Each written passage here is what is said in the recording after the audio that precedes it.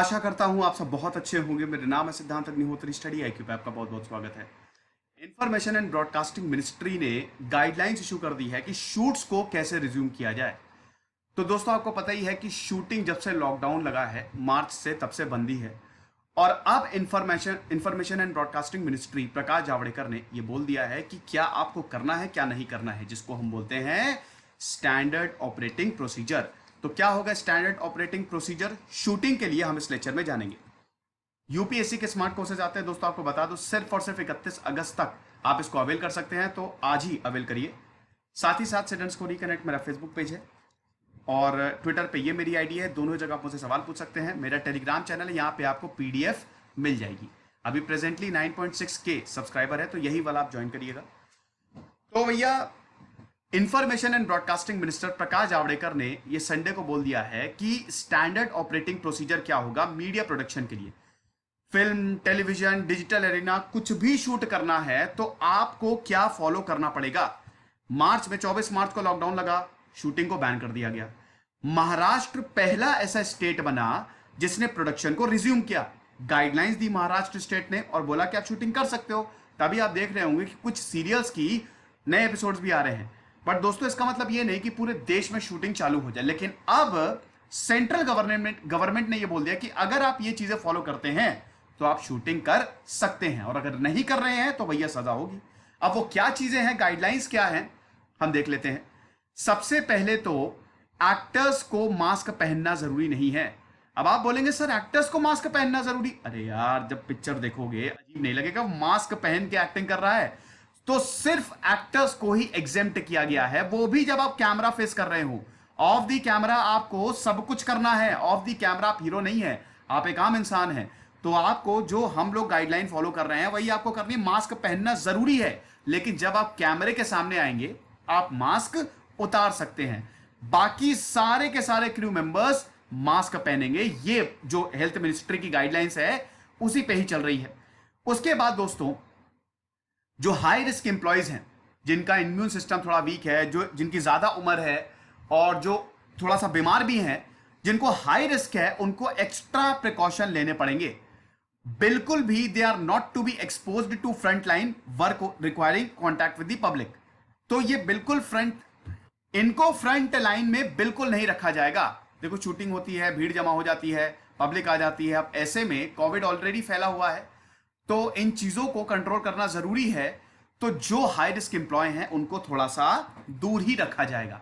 फिर मास्क तो मैंडेटरी होगा। कैमरा के सामने खाली आपको मास्क नहीं पहनना है, बाकी आपको मास्क पहनना है। सैनिटाइजेशन, पूरा का पूरा सैनिटाइजेशन आपको करना पड़ेगा। आरोग्य सेतु ऐप जो है ये एडवाइज्ड है, कंपलसरी नहीं है, ये एडवाइज्ड है। वैसे आरोग्य सेतु ऐप आप जरूर डाउनलोड करें, आपको पता चलता रहता है कि अगल बगल कौन कोरोना पॉजिटिव है, कितने कोविड पेशेंट है। फिर थर्मल स्क्रीनिंग, ये तो बहुत ही बेसिक है। थर्मल स्क्रीनिंग हर जगह होती है, जहां पे भी एंट्री पॉइंट्स है वहां पे आपकी थर्मल स्क्रीनिंग होगी। और याद रखिएगा, सिर्फ एसिम्टोमेटिक पर्संस को ही अलाउ किया जाएगा। जहां शूटिंग हो रही होगी, शूटिंग प्रेमिसेस में सिर्फ वही लोग अलाउड होंगे जिनको कोई सिम्टम नहीं है। किसी को 100 से ऊपर बुखार है, टेम्परेचर 100 से ऊपर शो कर रहा है, किसी को सर्दी जुकाम है, उसको तुरंत बाहर निकाला जाएगा। और कोई अगर कोविड पॉजिटिव, तब तो कोई चांस ही नहीं है, घर जाओ। सिर्फ वही लोग आएंगे जिनको कोई सिम्टम नहीं है। फिजिकल डिस्टेंस कितना होगा, 6 फीट, 6 फीट का, 6 फीट का फिजिकल डिस्टेंसिंग होगी, और इसको आपको मेंटेन करना जरूरी है। क्राउड मैनेजमेंट बहुत इंपॉर्टेंट होगा, क्योंकि शूटिंग होती है, बहुत भीड़ जमा हो जाती है। पार्किंग लॉट्स में जो पार्किंग होगी गाड़ियों की, वहां पे उसको भी प्रॉपर मैनेजमेंट उसका भी किया जाएगा। साथ ही साथ एयर कंडीशन कैसे चलेगा, कौन से टेम्परेचर पे चलेगा, उसकी भी गाइडलाइंस है। टेम्परेचर को बोला गया है कि 24 से 30 डिग्री सेल्सियस तक ये टेम्परेचर रहेगा। मैंने आपको बताया था, एक लेक्चर लिया था कि ह्यूमिड कंडीशन जब होती है और जाड़ों में, सर्दियों में कोरोना ज्यादा फैलता है। तो वो लेक्चर अवेलेबल है, आप देखिएगा कि क्यों ऐसा होता है, साइंटिफिकली मैंने बताया था। तो यहां पे जो एयर कंडीशन का टेम्परेचर है उसका वो कितना होगा, उसकी रेंज होगी 24 से 30 डिग्री सेल्सियस। ना 24 से कम ना 30 से ज्यादा। बट याद रखिएगा कि एडवाइजेबल है, ये गाइडलाइंस है, इनको आपको फॉलो करना है। उसके बाद क्रॉस वेंटिलेशन बहुत ज्यादा इंपॉर्टेंट है। तो क्रॉस वेंटिलेशन जब भी शूटिंग होगी, उसको अगर मान लीजिए बंद जगह पे हो रही है तो cross ventilation has to be ensured. याद रखिएगा, ये जो गाइडलाइंस है ये आप खुद भी फॉलो करें। ये तो चलिए शूटिंग कैसे करनी है, लेकिन ये जो चीजें हैं, ये जो टेम्परेचर है, अगर आप एसी में बैठते हैं तो 24 से 30 डिग्री रखिए। कोशिश करिए कि ऐसी जगह बैठे जहां पे क्रॉस वेंटिलेशन। तो ये सब तो वैसे भी बहुत अच्छी चीजें हैं।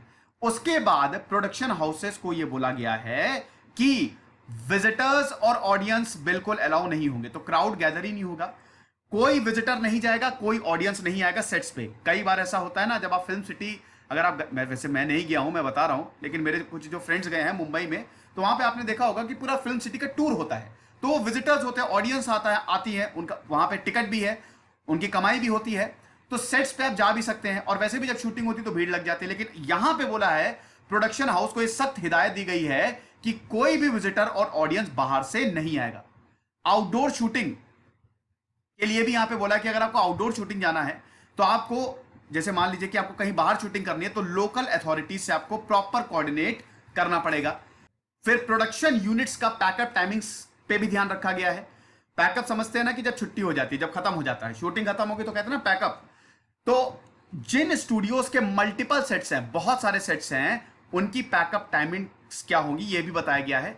डिफरेंट प्रोडक्शन यूनिट्स के लिए, मान लीजिए कभी रात में शूटिंग है, कभी दिन में शूटिंग है, कभी दोपहर में शूटिंग है, तो उसकी टाइमिंग क्या होगी ये भी आपको इस तरीके से डिसाइड करना है ताकि किसी को प्रॉब्लम ना हो। उसके बाद जो इक्विपमेंट्स यूज हो रहे हैं, आपका कैमरा हो गया, उसको भी सैनिटाइज करना है। अब लेकिन कुछ जैसे सेंसिटिव इंस्ट्रूमेंट्स होते हैं, उसको आप सैनिटाइज जितना हो सके करें। सेंसिटिव इक्विपमेंट वो होते हैं जो जिनका खराब होने का डर रहता है, या फिर जो अगर आप ज्यादा उसको फोर्स करेंगे तो टूट जाएंगे।